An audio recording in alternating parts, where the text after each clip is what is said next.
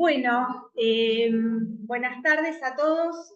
Me quedo sentada para que la gente que está de manera virtual también nos pueda ver a Claudia y a mí. Bueno, una alegría tenerlos en nuestra escuela, en este espacio que dimos a llamar Función del Análisis del Analista en la formación como psicoanalistas.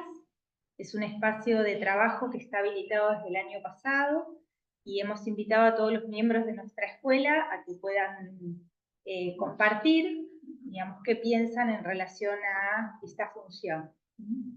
Bueno, en esta oportunidad está con nosotros Claudia Biondini, que además de ser mi querida amiga, es psicoanalista, es miembro de la escuela desde hace 27 años, analista miembro escuela y analista de escuela. Hace 10 años que practica la docencia transmitiendo el psicoanálisis en el Juan 23 y en la Universidad Nacional del Sur. Estuvo. Y bueno, practica su clínica en nuestra ciudad. Bueno, gracias, Clau, por haber aceptado. Bueno, los dejo con ella. Bueno, buenas noches. Gracias, Florencia, por presentarme y un gracias también a la Comisión de Enseñanza por esta invitación a que hable de algo que a mí me apasiona. Bueno, yo les doy la bienvenida a nuestra escuela, una vez más, a los que son habitués, también a los miembros de la escuela que vinieron a escucharnos. Y a aquellos que vienen por primera vez, porque, bueno, queremos eso, una escuela de psicoanálisis abierta a quienes quieren formarse en ella. Por eso voy a empezar por una invitación. El próximo viernes estamos cumpliendo años, y como es nuestro aniversario y queremos compartirlo con la comunidad y con todos los que quieran venir a nuestro cumpleaños, invitamos al escritor Mario Ortiz de nuestra ciudad para que venga a conversar con nosotros sobre eso, las palabras, el lenguaje, sus efectos. Así que quedan todos invitados para el próximo viernes. Cuando terminemos voy a hacer otra invitación, pero así no los abarroto de movida. Bueno, acepté con mucho gusto hablar del análisis del analista, porque precisamente los analistas nos producimos como analistas en un análisis. Además, requerimos de la formación teórica, además requerimos de compartir con otros en una escuela nuestra clínica, además se requiere de la supervisión, pero como analistas nos producimos en el análisis. Es algo extraño, inédito para la historia de la humanidad. Nosotros solemos llamarle oficio, no profesión, pero es un oficio raro porque entre un maestro de carpintería y su aprendiz hay un saber hacer que se transmite. En el caso del oficio del analista, no solo somos de la misma madera, somos madera. Esto es lo inédito en la historia de la humanidad. Es un discurso que ya lleva más de 100 años y que va a seguir vigente si los analistas logramos causar deseo, si no, se extingue. Por eso me apasiona y por eso les agradezco a las colegas de enseñanza esa invitación. Y voy a empezar por lo que se supone es el inicio. En el inicio está el verbo, dice el Evangelio según San Juan, y Lacan lo aprovecha para parafrasearlo y decir que también en un psicoanálisis. ¿Y cuál es el inicio? Es el sujeto supuesto saber. Quizá lo hayan escuchado, lo hayan visto en la notación que hace Lacan con una sigla, una S mayúscula, una minúscula, una S mayúscula. ¿Se alcanza a ver? Solo escribí S punto, S punto, S. ¿Por qué comienza por ahí? Porque Lacan toma la conceptualización de Freud respecto de la transferencia para terminar diciendo que la transferencia es el sujeto supuesto saber. ¿Y qué es eso? Me suena medio raro. Bueno, este analista francés, cuando lee la obra freudiana, no hace una vuelta a la fuente, hace una lectura de la obra freudiana. Él dice, un jardín a la francesa. ¿Vieron cómo son los jardines a la francesa? Prolijitos, con líneas, con diagonales. Eso hace él con la obra freudiana. Entonces, cada vez que toma algo que está en el texto de Freud, porque produce una identificación, por ejemplo, decir la Vorstellung Repräsentanz es el significante, toma algo de Freud y ya se transforma. ¿Por qué les planteo esto? Porque es lo primero que va a tomar en su obra del texto de Freud que permite esa lectura para hablar de significante. Y eso tiene consecuencias en esta fórmula que acabo de presentar como el inicio de un análisis. Sujeto, supuesto, saber. ¿Qué es todo eso que parece chino? Bueno, vamos por partes. Cuando Lacan inicia su obra, tiene la enorme suerte de abrevar en muchas disciplinas que además están en auge en Francia. Con la suerte que además de esos pensadores podía compartir en una mesa de café y conversar al respecto, un París muy prolífico. Lo que va a tomar de Ferdinand de Saussure no lo toma directamente de él, en este caso no podía tomarse un cafecito con él, pero toma del curso de lingüística general del padre de la lingüística moderna, algo que él dice que se lo va a atribuir a Saussure, aunque no está en Saussure. ¿Qué es? Saussure, pensando en cómo recortar el objeto de estudio de la lingüística, propone que el signo lingüístico es un ente, se llama, de dos caras, que tiene concepto e imagen acústica. Concepto es el significado, imagen acústica, el significante. La imagen acústica no es solo el sonido, es la huella mnémica del sonido. Esto parece volante, pero denme el beneficio de la duda que a algún lado nos lleve. Lo encierra en elipse para decir que es eso, una entidad de dos caras, y le escribe dos flechas para indicar que se reclaman recíprocamente. ¿Qué hace Lacan con esto? Considera que quiere leer en la misma obra de Ferdinand de Saussure que en verdad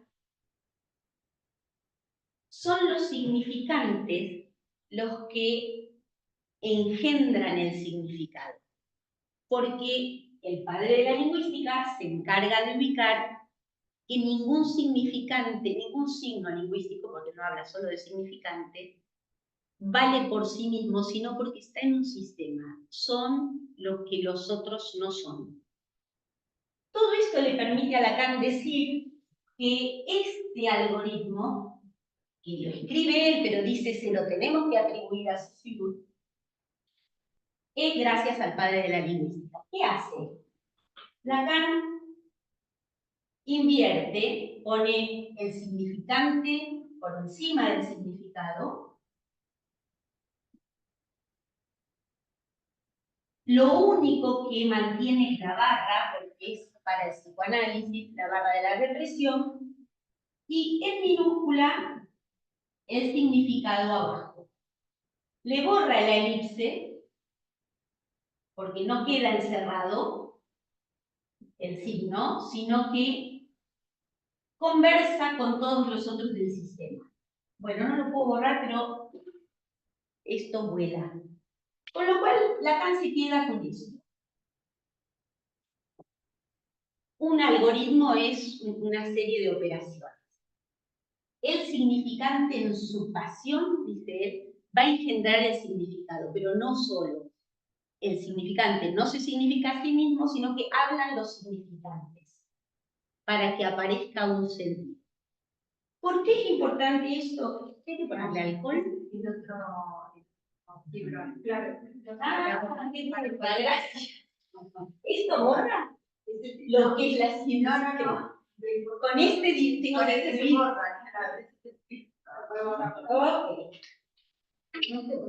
Bueno, disculpe. ¿Por qué planteo esto? Porque al principio de su obra van a ver que habla de esto, de la supremacía del significante. Hasta que en el seminario 9 ya no va a ser lingüístico, sino lógico. ¿Y qué significa esto? Que por primera vez va a definir que un sujeto es lo que un significante representa para otro significante. ¿Y esto qué tiene que ver con el inicio de un análisis? Bueno, porque esta fórmula, S mayúscula, S minúscula, S mayúscula, responde a esta lógica. ¿Cuál lógica? Cuando un análisis comienza, un análisis, y no digo solo el análisis del análisis, el análisis del analista en un punto es como cualquier análisis. ¿Por qué llegamos al análisis? Porque como sujetos de la cultura padecemos. Ninguno de nosotros inicia un análisis porque es una condición ética. Sí, es un buen argumento. Pero en verdad, para que un análisis empiece es porque hay una demanda ahí. ¿Por qué una demanda? Porque el sujeto se constituye como tal ante el agujero del lenguaje.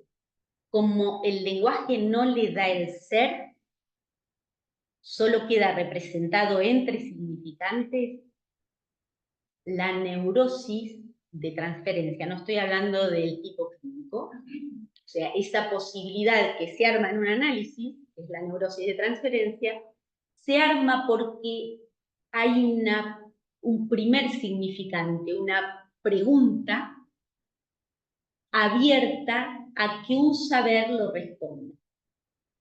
En la dimensión imaginaria se cree que el analista lo puede responder, pero no es solo que el analizante suponga un saber en el análisis.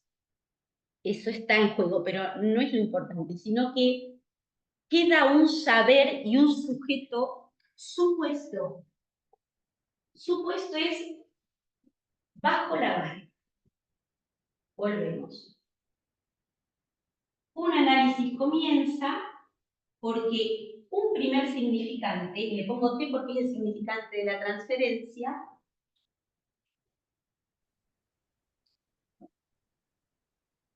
se dirige como pregunta a otro significante.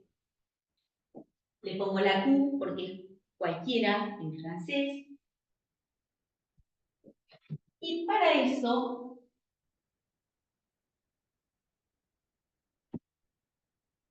hay un saber que se tiene que producir en el análisis. No es que estaba y en el análisis se descubre, se produce en el análisis. Un significante representa a un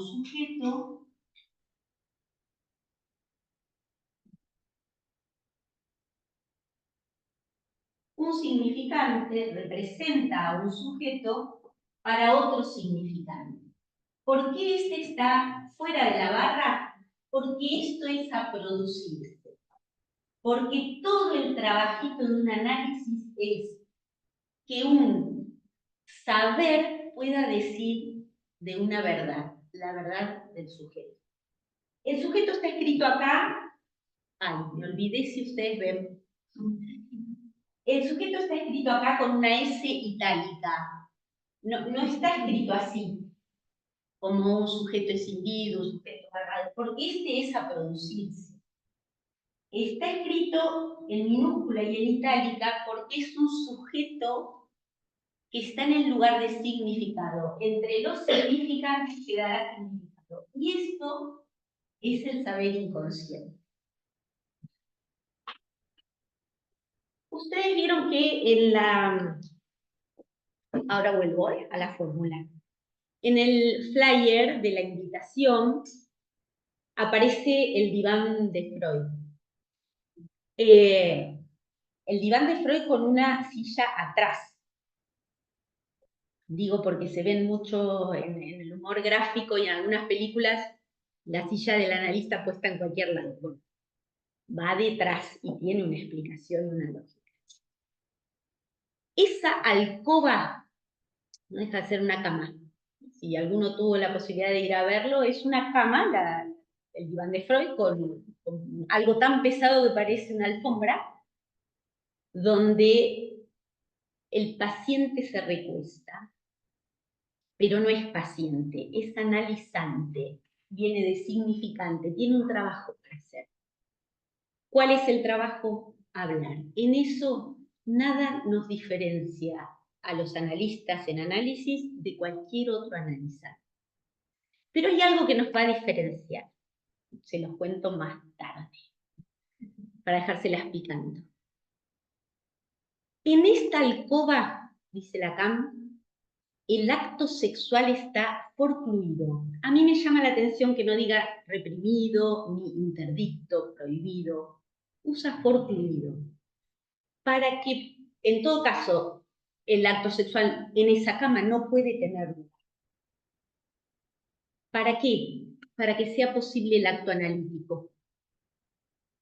El acto analítico lo sostiene el analista, dando autorización a que se diga, autorización en el sentido de soporta que con eso a algún lado se va a llegar, que se diga así como sin ton ni son, dejándose llevar por la asociación libre, tiene un valor, que con eso hacemos algo. Ese acto sexual está forcluido en esa alcoba, posibilita que el acto analítico se produzca. Pero miren qué interesante, el acto sexual está interdicto en esa alcoba, pero la transferencia es definida como el inconsciente, ¿no? Como la puesta en acto de la realidad sexual del inconsciente. ¿Y por qué lo planteo de esta manera? Porque no se trata de un analizante y un analista como si fueran como al modo médico. Si hay posibilidad de que se instale el sujeto supuesto saber, se trata de el efecto sujeto que se produce a mitad de camino entre los dos. Solo se produce si el analizante se dispone a esa invitación que le hace el analista y si el analista está en una posición de vacuidad que permita que eso discurra y cada tanto pueda hacer lectura. Entonces, el sujeto no es el paciente, no es el analizante, aunque a nosotros nos van a escuchar muchas veces desplazarlo hacia ahí, no es la persona, es el efecto de sentido que se produce porque el discurso en el análisis se hace desde esa posición. Hay un solo sujeto en el análisis, que no es el analizante ni es el analista, es el efecto sujeto que se produce ahí. Si ambos están en esa posición discursiva que permite que se produzca. Por eso es inédito, es raro, esto no existió en ninguna otra cultura, en ningún otro tiempo histórico. ¿Por qué llega acá? Bueno, se supone que esto que se produce tiene una dirección. Este significante que representa un sujeto para otro significante por venir, en algún momento, había algo que me sonaba. Yo les había dicho, tanto el saber como el sujeto están supuestos. Supuestos es supuestos, dispuestos bajo la barra de la revisión. Entonces, todo el trabajo de un análisis es que cierta articulación se produzca, articulación de saber, para que una verdad emerja. No es la verdad, la verdad de la filosofía, ni la verdad revelada, es la verdad de ese sujeto. De ese sujeto, recuerden que es el de la práctica psicoanalítica, no la persona. Porque entonces, esto puede dar pie a que en algún momento esto se termine, se liquide, dice Lacan, el sujeto supuesto saber. Y entonces, no lo escribe así, pero uno leyendo, por ejemplo, el seminario 15 lo puede inferir, esta fórmula, que es la de la transferencia, se transforme solo en A. Este A, al final del análisis, es lo que queda eyectado en el analista como resto. Y entonces nos podríamos preguntar, bueno, ¿por qué alguien que hace ese camino lógico, que cronológicamente vaya uno a saber cuánto lleva, sabiendo que su analista terminó con ese destino, ¿no? De resto, quiera entonces ocupar ese lugar para recibir a otros a hacer ese trabajito? ¿Cómo diablos? Bueno, en eso el análisis del analista es distinto del análisis de cualquiera que viene para aliviar su dolor. ¿Por qué? Vieron que en la invitación yo puse algo que Lacan les dice, en nota a los italianos, que es que el analista, el deseo del analista, es de ser el desecho de la susodicha humanidad, dice así. Pero no alcanza con eso, dice, si eso no le adviene, no hay analista, pero no hay analista no porque alguien pueda desde afuera decir, este es analista o no es analista, sino porque el analista se produce en el análisis. Y Lacan dice, si ese deseo no le adviene, no hay chance. Pero no dice solo eso, dice que encima nos tiene que entusiasmar. Entonces yo por eso les pongo en la invitación y digo, bueno, ¿y cómo hacemos para separarlo de un goce masoquista? Bueno, en principio, porque el deseo es nada, el deseo no se puede articular, pero solo aparece en el discurso si lo articulamos. Y cuando lo articulamos ya es algo dicho, sobre algo recae. El deseo no es de ser el desecho, sino de prestarse a ese lugar para que esta operación sea posible. Y ahí los colegas que ya tienen práctica podrán decir si lo sienten así o no. Ese día que uno dio en el clavo con una lectura y ubicamos que tiene rotundas consecuencias en la vida del analizante, porque pudimos estar a la altura de nuestra función, no siempre lo logramos, son momentos. Es de un entusiasmo. Bueno, eso no es goce masoquista. Pero si uno lo escucha así, uff, ¿no? Ser el desecho de la susodicha humanidad, dicho así, para salir volando, ¿no? Para embarcarse en esto. Bueno, es eso, que nos entusiasme, que nos apasione, que elijamos prestarnos lo más vacuamente posible, porque se requiere abstenernos para eso. Y no es un trabajo fácil, porque es abstenerse de los prejuicios, abstenerse de lo que nos gustaría que le pasara al fulano que está en el diván, es abstenernos de lo que nos parece bien o lo que nos parece mal, de lo que nosotros elegiríamos, de lo que nos genera. Es disponerse ahí para que esto suceda. En eso, el análisis del analista difiere de un análisis de alguien que lo que quiere es que alivie su sufrimiento. Ahora, un analista se produce en el análisis.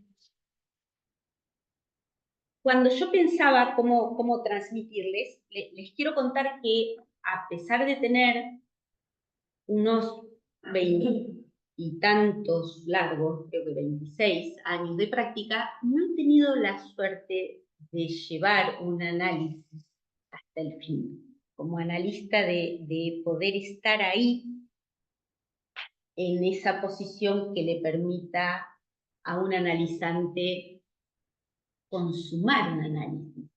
Aún no he tenido esa suerte. Y entonces pensaba cómo transmitirles a ustedes algo de esto para que no parezca una cosa de lo más extraña o que a Lacan le haya salido redondito con el matema, pero ¿qué es?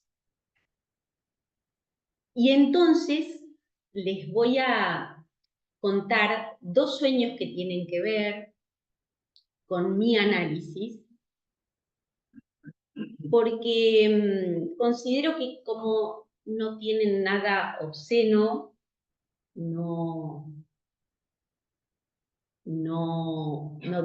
¿cómo decirles?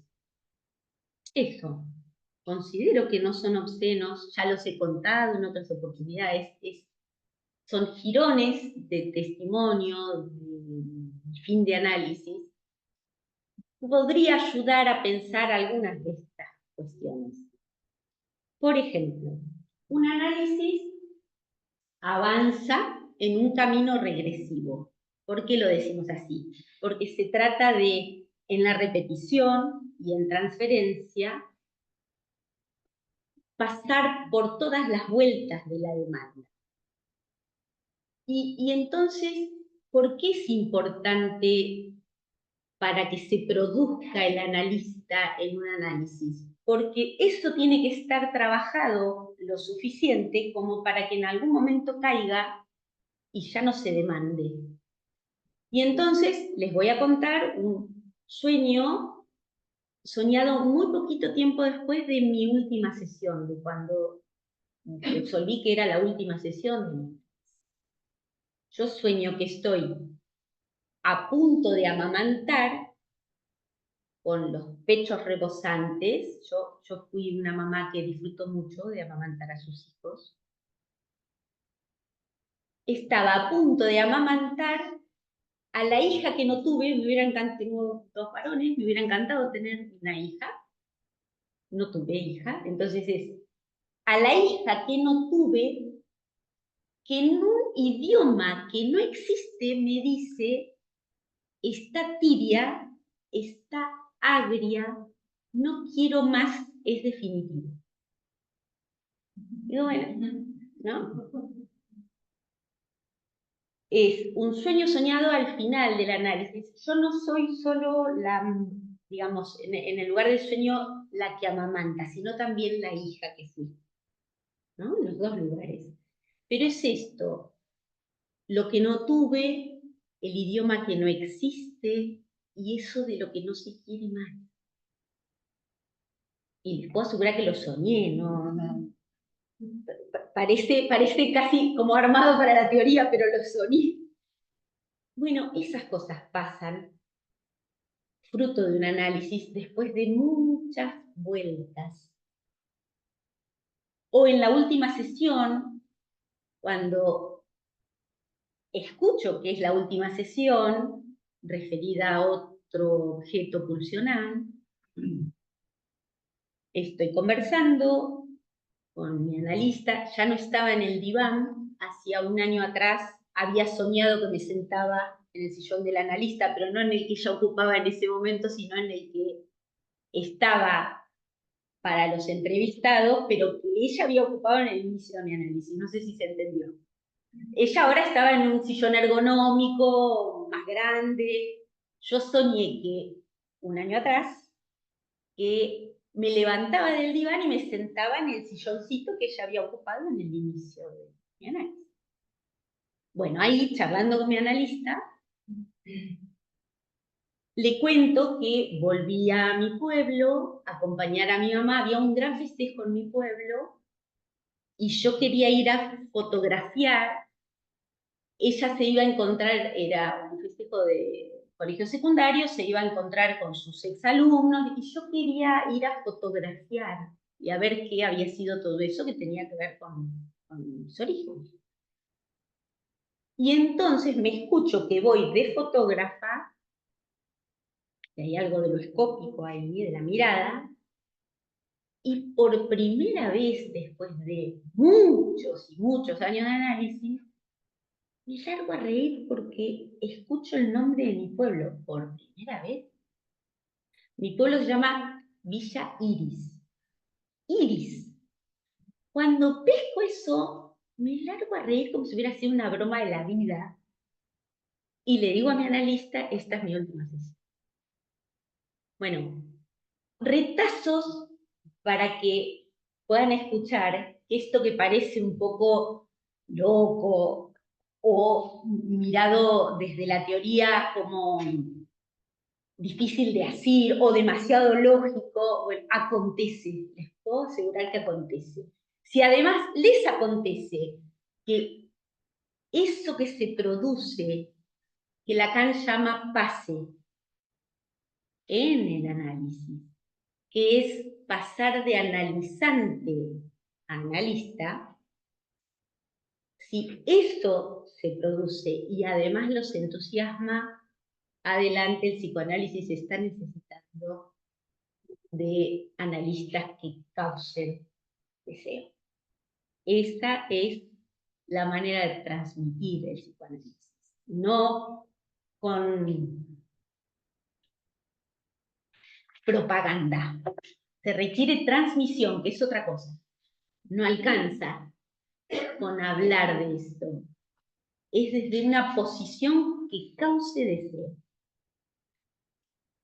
En nuestra escuela tenemos la suerte de estar armando un dispositivo que se llama PASE. Me escucharon hablar del PASE, que es el pase de analizante-analista en el análisis.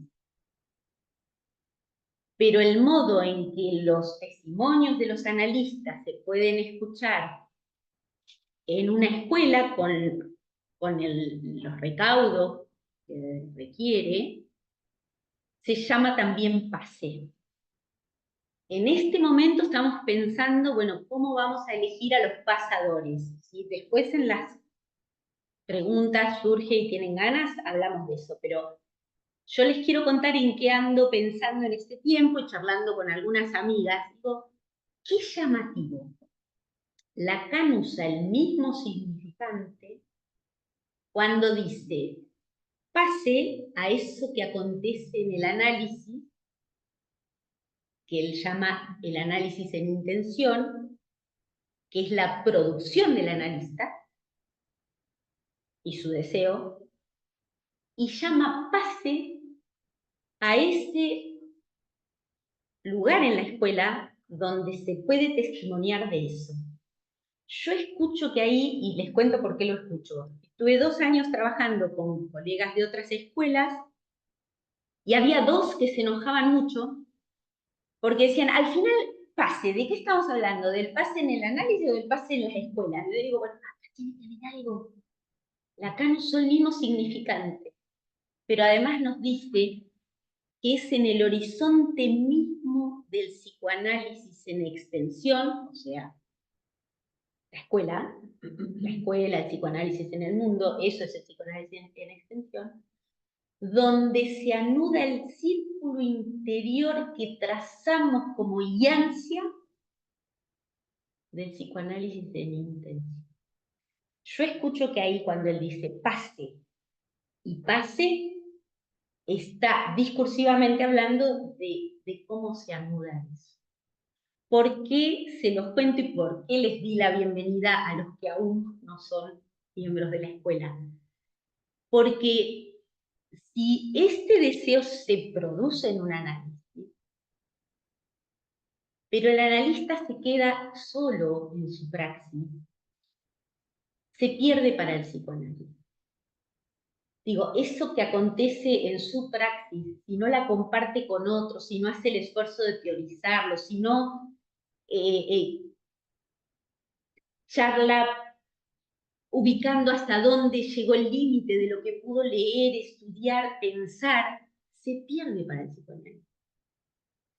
Eso que se orada y Lacan llama la guiancia que se traza en un análisis, en intención, se anuda al psicoanálisis en extensión. De eso somos responsables. Si nos interesa el psicoanálisis, tenemos vigente. Bueno, hasta acá llegué porque quiero que charlemos. Podría seguir hablando, vieron que me entusiasmo fácil, pero quiero que digan lo suyo y pregunten y quieren que vuelva sobre algo, lo que quieran que charlemos. Ustedes también, me olvidé de mirarlas un rato.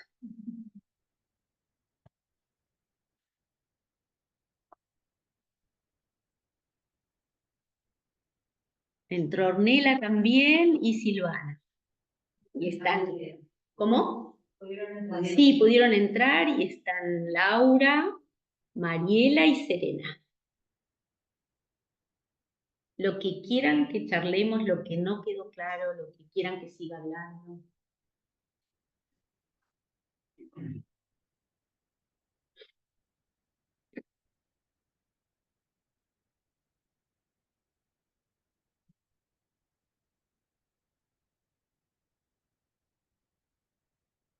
No, voy a hablar, nombraste y me quedó con la pregunta de por qué dijiste que tenía una lógica la silla desde detrás, en la escena de la Sí. Malena me pregunta por qué lógica tiene lo de la silla detrás del diván.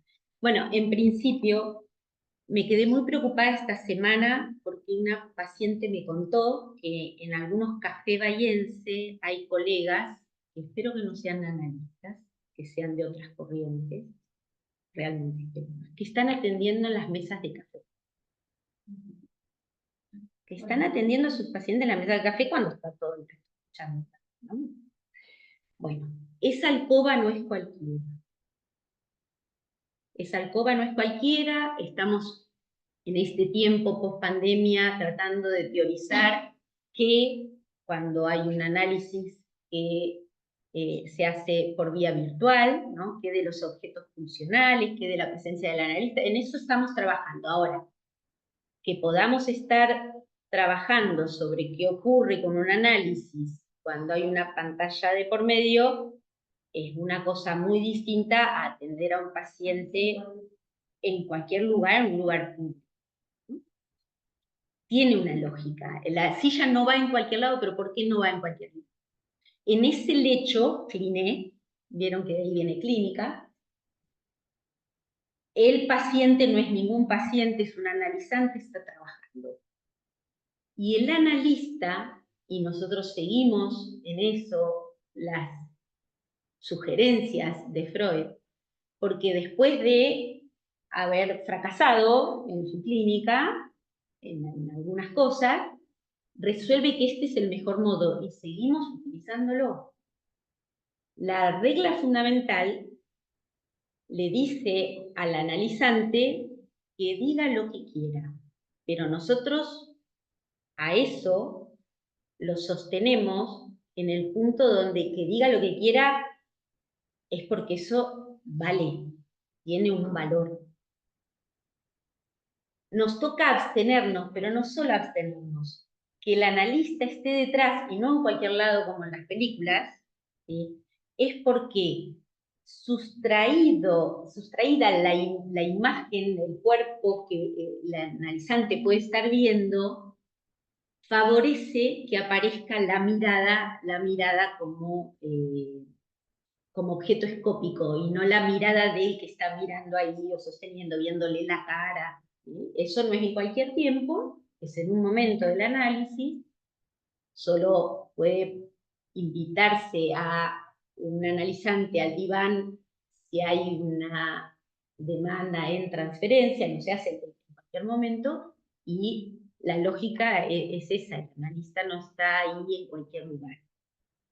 No sé si te respondo, María. Y si opinás algo parecido, ¿no? Bueno, me quedé pensando en muchas veces en lugar de la silla, no solo por ejemplo el café, ¿no? No, a veces está como al costado, o cuando está casi a la vista, Claro, ¿no? claro. Eso tiene consecuencias. Bueno, hay analizantes que lo hacen, pero no es lo mismo que un analizante se dé vuelta porque a veces requiere de esto, o el analizante que en determinado momento dice, hoy no me acuesto en el diván, necesito, ¿no? Pero eso es algo distinto de poner la silla enfrente, ni hablarla de un café por medio. Yo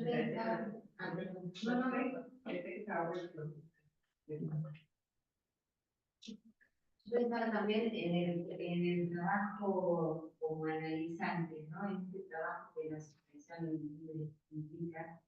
Y no hay algo en esa posición, ¿no? De no tener el analista que también favorece esto de desamarrar ¿no? Las palabras, el discurso de, bueno, como en todo contexto, de ustedes, ¿no? De casi denominado, la mejor entre como lo digo, ¿no? Parece que también importante eso de no tener. Sí, claro. De estar chequeando a ver qué cara pone, si se aburre, si bosteza, si lo miró y abrió los ojos, claro. Pensaba también, porque a mí me quedó resonando mucho, Clau, lo que planteaste en relación a la vacuidad, ¿no? Porque yo creo que esto es importante porque creo que algo de la función, la función del analista se aloja ahí. Y esto no está en los libros, ¿no? Digo, ¿por qué quienes después de eso queremos hacer oficio, requerimos pasar por esa experiencia? Porque es en el único lugar donde es posible que esa vacuidad se produzca. Digo, porque podemos aprender un montón de los libros, podemos teorizar, pero si no hacemos ese vaciado, y ese vaciado en el único lugar que se puede hacer es en el diván, me parece que hay algo ahí que no es posible. No lo es, y además se espera del analista, a diferencia de otros análisis, que lo lleve hasta su culminación, hasta que eso logre su consumación, o sea, todas las vueltas de la demanda posible. No es que no podríamos seguir hablando, eso es al infinito, pero eso es solo por la vía significante. El discurso se analiza por la vía significante y por la vía del objeto. Entonces, esta teorización la hice siguiendo la teorización de Lacan hasta el seminario 15. Más adelante lo plantea un poco distinto, pero miren cómo lo dice, porque es en relación al goce, al síntoma.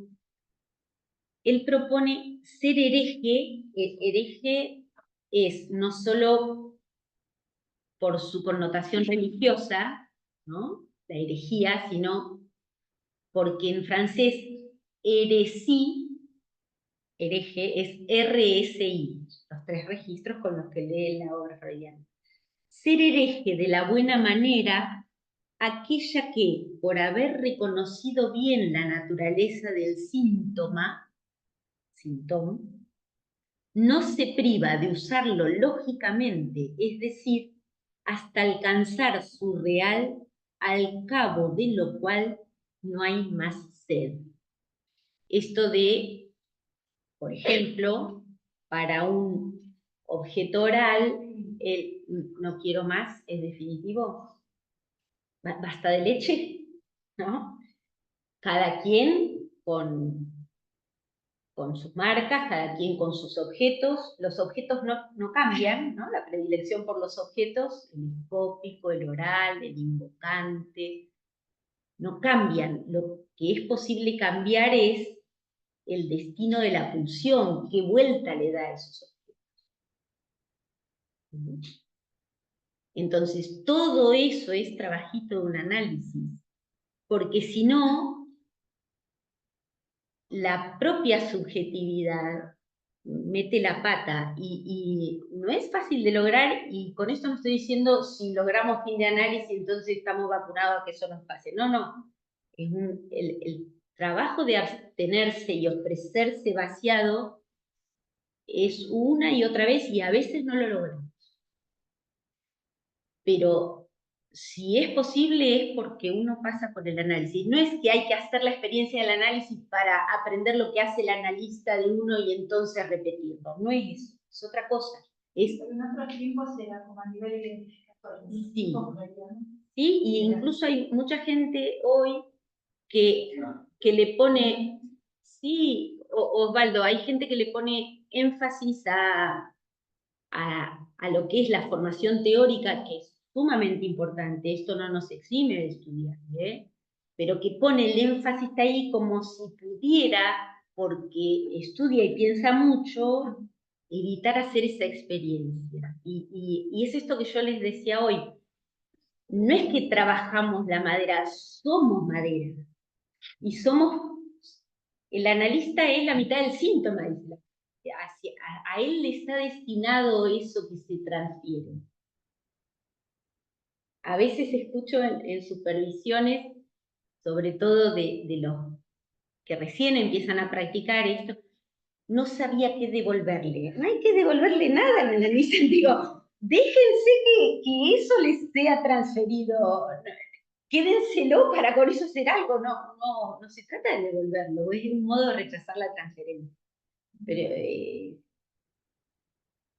uno puede ubicar de dónde viene, ¿no? De volver en estas cosas de los test o de los procesos psicodiagnósticos. No hay que devolver nada, hay que poder vaciarse lo máximo posible para escuchar que aparezca ahí el efecto sujeto. Ese deseo de que aparezca hace que se produzca y tenemos la chance de ver. Ese deseo del analista es como si no solo preparara el terreno, sino que estuviera ahí de algún modo obligando a que el discurso produzca eso. Por eso no es goce masoquista.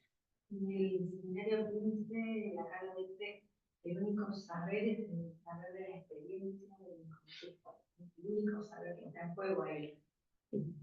El analista, el único saber que está en juego de eso, por haber pasado la experiencia. Es esta articulación de saberes. Un significante y otro significante y otro significante. Hasta que la articulación es posible y aparece una verdad.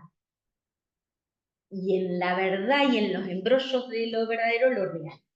¿No es esto? Bueno, cuando se toca un real, se acaba la y otra, y otra, hasta que se liquida.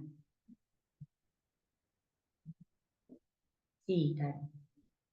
Además de eso, con el saber referencial, con el saber de lo que tenemos que estudiar, de lo que nos sirve como andamiaje, porque se requiere estudiar y leer no solo psicoanálisis, leer lo clásico de la literatura, lo que Freud nos sugirió. Este saber referencial está como andamiaje, pero cada vez que un fulano viene para que nosotros lo podamos escuchar, tiene que quedar en abstinencia para que aparezca el textual, porque si no, no aparece ese saber, el que vos decís, Karina, que solo aparece en la experiencia. Que lo plantea en la... A ver, por haber pasado la analista en la propia experiencia de mi conocimiento. Ese es el único. A ver, ¿sí? Propia. Sí. No hay otro.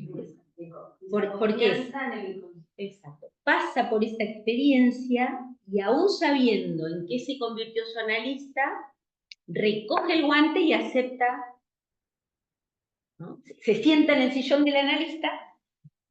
Pero eso es lo que se espera, digamos, que se produzca la relación de, sería el amor de transferencia es el que te hace soportar la experiencia, y lo que se espera en un análisis que el amor se desplaza hacia el saber.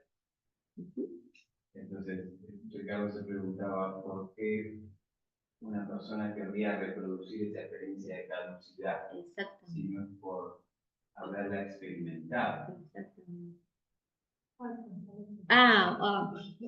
Osvaldo dice por qué alguien querría volver a pasar por la experiencia de caducidad luego de haberla experimentado. Por eso, en la invitación, yo insisto, bueno, el deseo del analista no es goce masoquista, porque uno podría decir, bueno, esto, ser deshecho. Por suerte no lo somos, o sea, ocupamos un lugar de vacuidad para que eso nos pueda ser transferido y con eso eyectarlo como final de la operación. Clau, Sí. tenés una pregunta en el Zoom. ¿Cómo? Después fíjate. Tenés una pregunta en el Zoom. Ay, Guille, levanta. Dale, Guille, gracias, Laura. Sin los anteojos no la veía. Adelante, Guille, desmuteate. Bueno, no, igual no, no sé si voy a poder formular, porque tengo así como agarrado como con alfileres, pero me quedó resonando esto que pescaste, que pescaron en el trabajo del pase, de pase y pase. Y como si pudiese armar alguna pregunta, creo que la pregunta que me surge es si en esta distinción que hiciste entre un análisis, no lo dijiste así, lo voy a decir yo, corriente, y un análisis y la función que operaría en aquel que hace de esto un oficio, ¿no? En la función, en la formación del análisis del analista.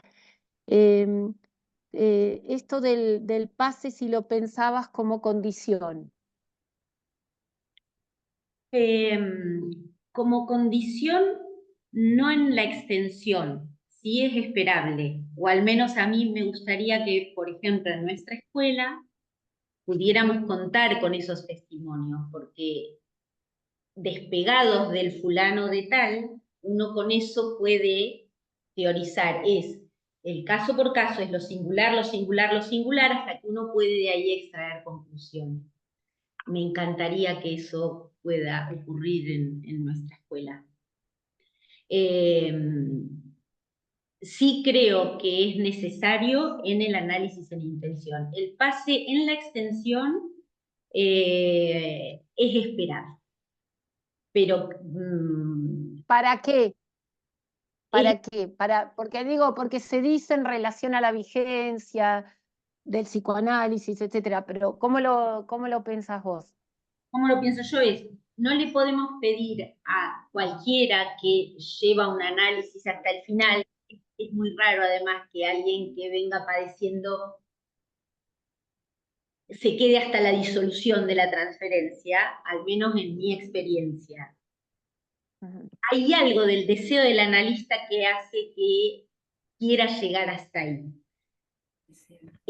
Por eso creo que es necesario en el análisis de un analista que el análisis lleve a ese pase, a ese del análisis de la intención. Ahora, luego queda en la libertad de cada quien si de eso quiere testimoniar o no en la escuela. Yo digo, es esperable porque hay algo del anudamiento del que habla Lacan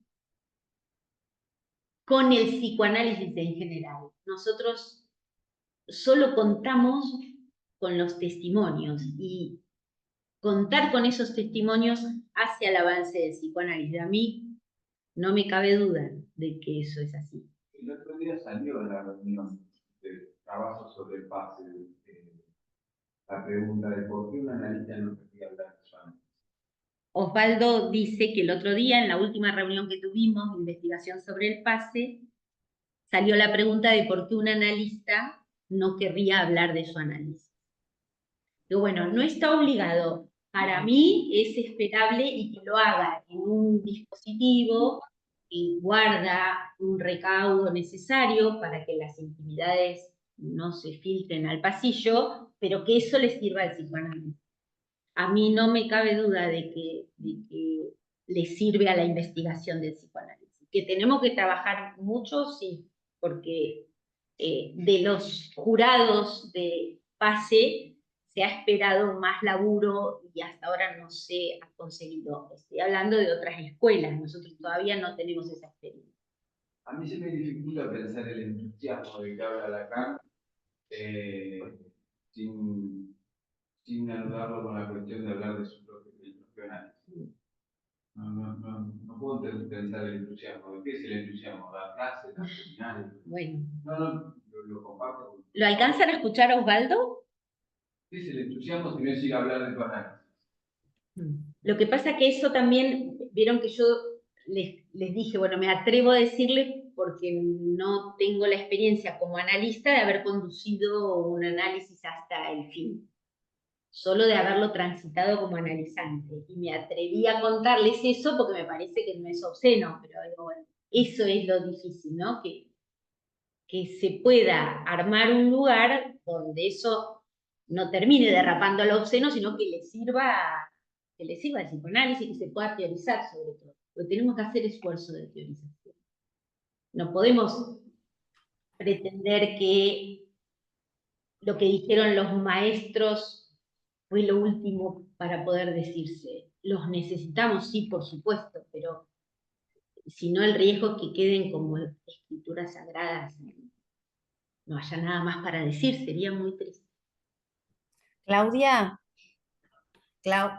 un poco en relación a lo que pregunta Guille y a esta formulación que vos hacías entre el anudamiento, ¿no? Entre el análisis en intención y en extensión, yo pensaba si el deseo del analista en la extensión no tiene que ver con esto, con poder dar cuenta de ese deseo que circula y sostiene y soporta el dispositivo en la escuela, y que eso es como inscribir, no sé si es la palabra inscribir, pero algo de lo que acontece en la escuela no tiene que ver con el deseo del analista también, ¿no? En tanto analista que cada vez se presta el juego, ¿no? Bueno, lo pensaba, se me articulaba ahí esta pregunta. Habla es Mariela Pascual, la escucharon clarito, ¿no? A mí, yo opino como vos, Mariela, a mí me parece eso, pero además me parece que en el análisis que conducimos, digamos, cuando estamos como analistas, ahí el deseo tiene que permitirnos esta vacuidad, como decía Florencia. Pero en la extensión, para mí, y lo tengo como hipótesis, se articula, aparece articulado algo. Y eso se los cuento porque tuve la suerte de trabajar en jurado de AME, en 2, donde leemos la producción de los analistas de nuestra escuela, y en cada uno el deseo parecía recortarse en la extensión en algo particular. Para alguien era el lugar en la escuela, el lugar que la escuela le significaba, para otra analista la escritura, para otra el lugar del analista era su pregunta, para otra el deseo del analista. Entonces, pero esto es hipótesis, borrador. Creo que en la extensión el deseo del analista deja de ser una X y se articula a algo. Así. Con alfileres, en Ilván, no, porque lo estoy pensando y lo estoy charlando con colegas, pero algo de eso escuchamos. El deseo del analista articulado. Yo creo que la idea de algún modo una divisoria de aguas respecto del saber y respecto de lo que Karina nos recuerda en relación al planteo de Lacan sobre la experiencia del inconsciente. Y respecto a lo que decía como acumulación de saber. Porque la divisoria de aguas es que una cosa es la experiencia de la captación y otra cosa es saber sobre la captación. Esto creo que es una divisoria de aguas. Creo que esa necesidad de los testimonios y de la articulación que vos planteás en una escuela. Porque es ahí donde se va a escuchar la diferencia divisoria de agua entre saber mucho sobre la castración y sobre la experiencia atravesada. Son dos órdenes totalmente distintos. ¿Alcanzaron a escuchar a María del Valle? Ella plantea que en eso hay una divisoria de aguas. No es lo mismo saber y acumular saber respecto de la castración que hacer la experiencia del inconsciente y quedar atravesado, o sea, y dar cuenta de eso. O sea, ¿En parte o en la extensión en la escuela? Dar cuenta de eso en la extensión.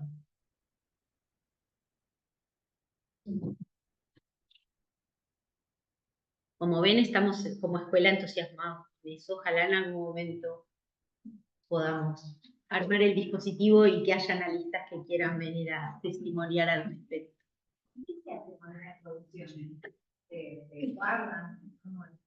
Cada jurado, o en nuestro caso va a ser cártel de pase,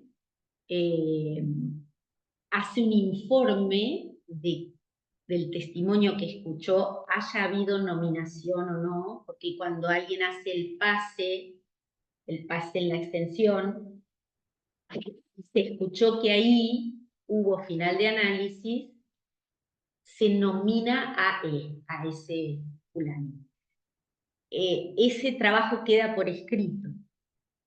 Lo que se le reclama a algunas escuelas entre sus propios miembros, nosotros no estamos en tiempo porque todavía ni siquiera lo instalamos, Mabel, pero es que todo ese material de los distintos jurados requiere más teorización, hay oro en polvo, hay testimonios, haya habido nominación o no, o sea, se haya escuchado fin de análisis o no, el material ese es riquísimo para el psicoanálisis. En algunos casos se ha hecho un mayor trabajo, en otros menos.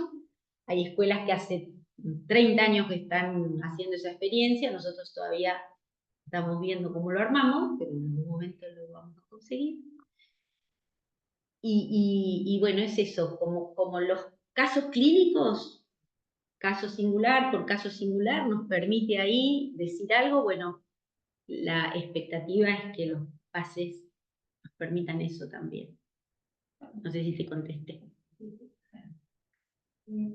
Claudia, yo me quedé pensando en que repetiste 2 veces y me quedó resonando particularmente esto de que, bueno, este lugar de desecho que un analista al final de un análisis, bueno, no es semejante a un lugar así, ¿no? ¿Cómo se diferencia de un cosmo? Y entonces pensaba si luego de esto, y luego de que cuando un analista conduce un análisis está vaciado de su subjetividad, en la escuela no es este lugar en el que hace un recupero de algún modo de su subjetividad, porque habla desde otro lugar. Sí, sí.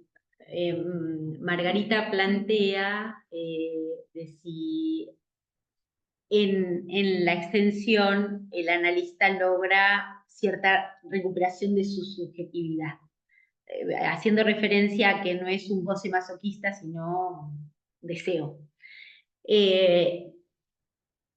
Creo que no solo en el dispositivo del pase, es cada vez que hacemos esto, cada vez que hay otros, cada vez que podemos abrir la boca de lo que hacemos, de lo que nos preguntamos, de lo que nos dificulta, de lo que sí logramos en un análisis. En esto yo suelo decir, porque vieron que tiene muy buena prensa entre los analistas esto de preguntarse, ¿no? Preguntar, bueno, sí, pero también puede ser una impostura. Una pregunta es una pregunta cuando nos interroga, ¿no? ¿De qué color es el caballo blanco de San Martín? Entonces digo, bueno, eso hace avanzar al psicoanálisis. No porque no pueda haber de las otras, ¿sí? Digo, la interrogación nos interroga en principio, no es interrogar al otro inquisitivamente, es eso que nos concierne, eso que nos tiene preocupados, sumando, queriendo resolver. ¿Y dónde se va a resolver si no es con nosotros? En la soledad del consultorio, si nadie se entera de lo que hacemos, quizá los analizantes estén agradecidos por lo que les sirvió para su vida, pero al psicoanálisis no les sirve, se perdió.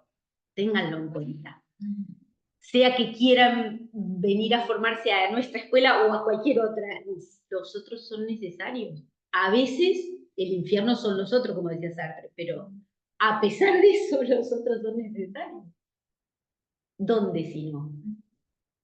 Y además, de verdad somos responsables de la vigencia del psicoanálisis. Si nosotros no hacemos transmisión y lo hacemos avanzar, se extingue.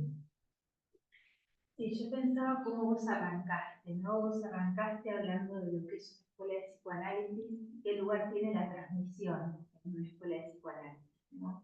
Y lo que terminaste diciendo, porque creo que hoy, al menos nosotros, nos estemos ocupando, pensaba un poco esto que decía Guille, ¿no? Si era condición y vos lo que le respondiste es lo esperado, o al menos lo que esperás, digo, creo que a buena hora nos encontramos en este tiempo pensando en nuestra escuela, porque si no creo que la transmisión queda corta, ¿no? Digo, por algo Lacan pensó no solo en el seminario, en el cartel, también pensó en el dispositivo de paz. Entonces, si queremos realmente ocuparnos de la transmisión del psicoanálisis en una escuela, tenemos que ocuparnos de que algo de esto pueda, es esperable en términos de lo que decimos, esto pueda acontecer en nuestra escuela. Si no, creo que en ese punto la transmisión queda corta. Es tan fuerte lo que decís, Flor, no sé si la escucharon, porque está más cerquita. ¿Sí? Es tan fuerte lo que decís que Lacan dice que analista es el nombre del final del análisis. Analista también son los practicantes, ¿eh? Porque uno empieza la práctica mucho antes del final de análisis, cuando empieza a formarse, es así. Pero bueno, en psicoanálisis no vale el tiempo cronológico, ¿no? No vale pensarlo así. Pero analista es el nombre del final del análisis, o sea, se produce ahí. No nos recibimos de así, es eso que estás planteando. Y Raúl. Bueno, gracias. Ya te decimos. Ah, gracias. Hace varios años que escuché también con esto de las grandes. Y yo insisto, ¿viste? Una cosita sencillita que es, ¿por qué ese yo no tenía interés igual? ¿Por qué ese? Porque es la S queda chiquitita porque es sujeto, supuesto, saber. ¿Por qué lo pone en chiquitito? Esa S es sí. Y la suposición no es suponer que el analista sabe. Sí, eso funciona también, si no, no nos tocan el timbre, claramente. Pero es el saber que queda supuesto. ¿Por qué la neurosis de transferencia supone un saber? Porque ante el agujero del lenguaje, como no tenemos nada del ser, lo humano se constituye como pregunta. En la neurosis es muy fácil escucharla. Es ¿qué desea una mujer? ¿Estoy vivo o estoy muerto? ¿Soy un niño o soy un adulto? ¿No? Es una pregunta. La pregunta es ¿qué es ser hombre? ¿Qué es ser mujer? ¿Qué es? ¿Qué es? Eso nos arma la estructura del sujeto en torno a un agujero, con lo cual, claro, eso hace preguntas. Y el supuesto es eso, supuesto, sub es debajo de la barra. Y otra cosita en relación a eso que decís que estamos hechos de la misma madera. Y somos madera. Somos madera. Bueno, ahí la causa del diccionario 14 la palabra estofa. Exacto. Estofa como de baja estofa, como una clase, digamos, como una clase clasificatoria, un elemento. Sí. Estofa. Y estofa en el sentido de tela. Claro, y habla de la superficie. Donde se forma el fantasma es una superficie bidimensional, sin espesor, es un cero. O sea, es cero espesor, o sea, es una superficie, que es la superficie que genera el lenguaje y la lógica. Por eso a veces pensar esto, a mí me lleva a pensar, bueno, a veces cuando le damos sustancialidad a esta otra, cuando hablamos de la otra sustancialidad, la sustancialidad del pensamiento, la sustancialidad del goce, que no tiene sustancia, que es cero, sin espesor. Yo le agradezco a Raúl lo que está diciendo porque, digamos, me quise poner poética y ahí metí la pata. Cuando digo somos madera, bueno, Lacan lo dice ahí de otra manera, claro, porque es lo de la superficie. Yo lo estoy hablando poéticamente, no me lleven el apunte. Lacan nunca habla del carpintero y el aprendiz o que somos madera. Yo me fui de mambo.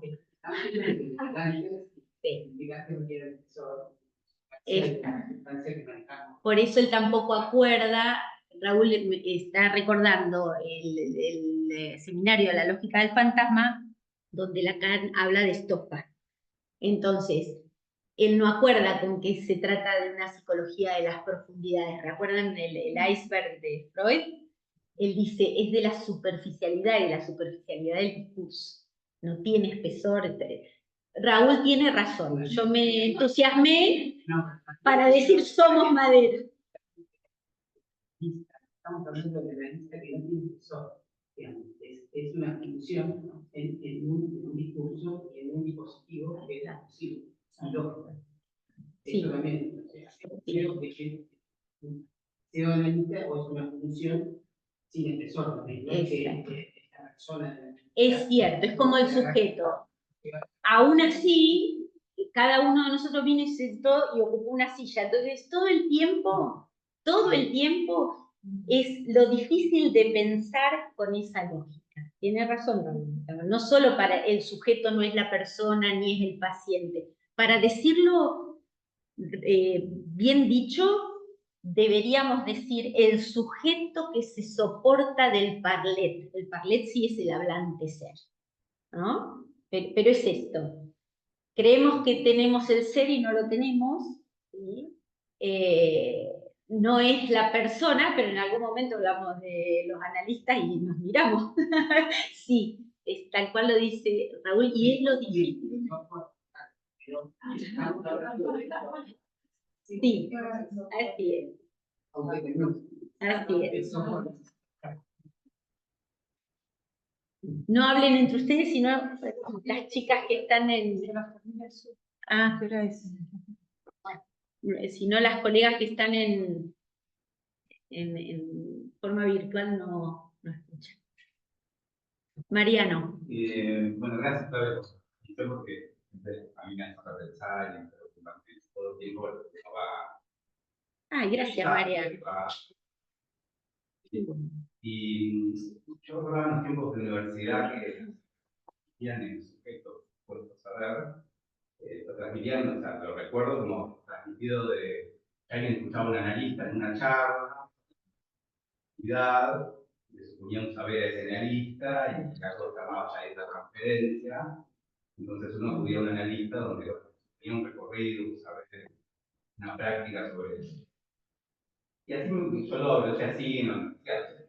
Yo lo aproveché de esa manera. Y para mí operó así durante mucho tiempo, el sujeto supuesto saber.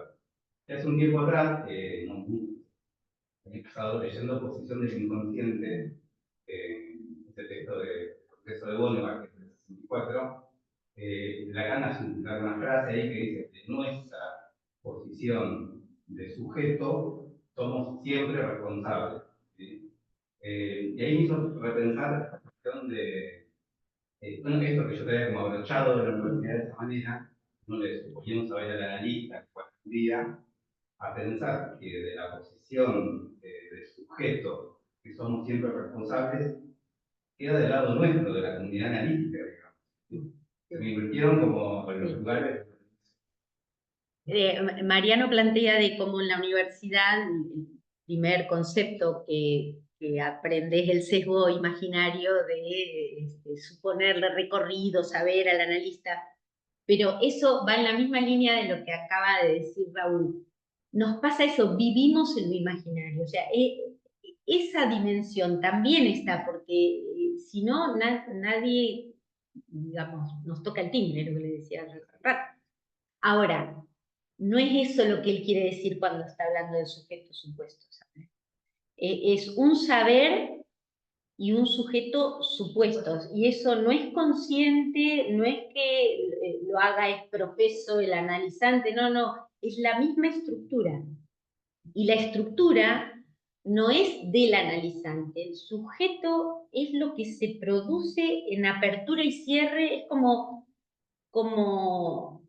eso, un destello en el discurso, abrió y cerró, y si nos lo perdimos, nos lo perdimos. Es ese momento pulsátil discursivo.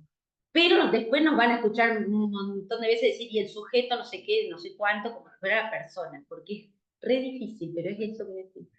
Y la otra pregunta que tenía, que es algo que todavía no estoy investigando, estando ahí viendo que puedo armar de eso, es en relación a esto último que acabas de decir. El año pasado, cuando presenté un caso para el cáncer de clínica, ahí se me fue una pregunta sobre el uso del artilugio diván, por ejemplo. El diván, del analista, ¿sí? Por eso digo, ¿no? Yo pensaba que si para Lacan la posibilidad de que haya psicoanálisis profunda el decir, o sea, ya no la presencialidad de un otro, sino el decir en ese espacio, ¿por qué el analista, a lo largo de la descripción de una cura, debería hacer algo con el cuerpo tridimensional del analizante, digamos, ¿no? O sea, ¿por qué si con Lacan vamos a contrapelo del espacio kantiano, en algún momento deberíamos hacer algo con la materia? está desde el cuerpo del analizante, y ya sabemos con Lacan que no se trata de eso. Bueno, podemos pensar, y de hecho en los últimos congresos, Mariano plantea que Lacan rompe con la estética kantiana y con la materialidad del cuerpo, en todo caso del analista. Bueno, en los últimos congresos se está intentando teorizar esto que planteaba yo. Bueno, cuando un análisis transcurre, no en la alcoba, ¿no?, del consultorio del analista, sino, por ejemplo, a través de la tecnología. Cómo pensar la cuestión de qué es la presencia del analista, qué sucede con los objetos, ¿no? Bueno, pero en eso estamos. En eso estamos en los últimos congresos, ¿no? Estamos obligados a teorizar sobre eso, precisamente. Agregando lo que dice Mariano, pienso, a ver, como, bueno, en mi caso me vino mucho la pregunta, sobre todo en este tiempo de pandemia y demás, como, bueno, ¿no? Pero, ¿no? Como escuchar del otro lado, como eso, como que... ¿Esto es psicoanálisis o no es psicoanálisis? Claro, o bueno, ¿no? Que le genere el efecto, o que uno vea algo, ¿no? Y que se produzca algo como si estuviéramos en el mismo espacio, ¿no? Entonces, bueno, pero debería estar el cuerpo ahí, el encuentro físico, ¿no? En todo caso, ¿de qué espacio se trata? Que es lo que planteaba Mariana. Claro. Está hablando Analia Holland en la misma dirección de lo que planteaba Mariana. Bueno, todo eso, Analia, es lo que estamos obligados a teorizar, que es muy distinto al cafecito por medio Maneiro, por favor. Escuchar de alguien que escuchaba las conversaciones, bueno, o sea, es aberrante, es contra la ética. Claro. Una cosita más que pensaba cuando decía que por ahí, ¿no? Cuando hay un efecto, ¿no? Y cuando uno ve que hay un cambio en la vida de la persona que está analizando, o en la, obviamente que la propia cuando uno está analizando, ¿no? Cómo esto produce algo, o nada, te devuelve, no sé, como, digo porque hace poco tuve como esa cosa, ¿no? Ay, ¿no? Como, de algún modo, entre risas y llantos, recuerdo una frase que se transformó y transformó la vida de él, ¿no? Entonces, ¿no? Increíble. ¿No? Como, esto es por vos, o vos, ¿no? Como, bueno, teorizaste esto, ¿qué? ¿No? Como algo de esto, ¿no? Si para un tiempo lo que a vos se te ocurrió era una desgracia y hoy en día lo que a ella se le ocurre te cambia la vida. Es que Analia, es eso. Yo voy a hablar de ese entusiasmo. Digo, el psicoanálisis cambia la vida, entonces, bueno, si eso nos entusiasma, adelante. A mí me dio gracia porque seguramente me salió una cara, como algo se le dio cuando ella estaba entre risas y llanto recordando, ¿no? ¿Viste? Como que cree que me produjo algo a mí, como, ¿no? Como algo de, bueno, lindo. Ese día volvemos a casa distinto. ¿Viste? Total. Como, Sí, bueno, Ana. una cosita me llevo, ¿no? Claro. Bueno,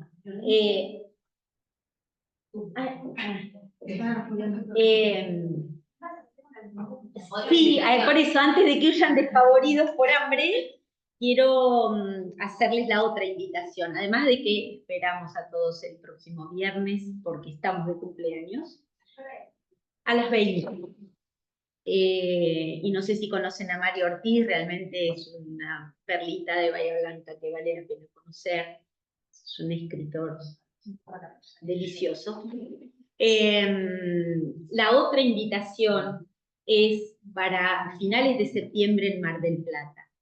En Mar del Plata va a ocurrir algo del orden del acontecimiento. Cada 2 años, psicoanalistas de muchos lugares hacemos una reunión para hacer esto. Cada uno tiene media hora, utiliza 20 para decir algo de su texto y los otros 10 para conversar con otros analistas. Puede ir cualquiera interesado, cualquiera, la Lacan. La reunión lacanoamericana de psicoanálisis se hace esta vez en Mar del Plata. Si están interesados, no se la pierdan porque está a 480 kilómetros. En otras oportunidades toca Brasil, Uruguay, es un poquito más lejos. No se pierdan esta oportunidad de estar 4 días escuchando colegas de distintos momentos de su recorrido. Hay quien empezó hace un año y se pregunta algunas cosas, hay otro que hace 35 que está trabajando y va con la suya, cada uno con su papelito, a hacer esto. No se lo pierdan. Bueno. Gracias, Clau. Gracias. A ustedes.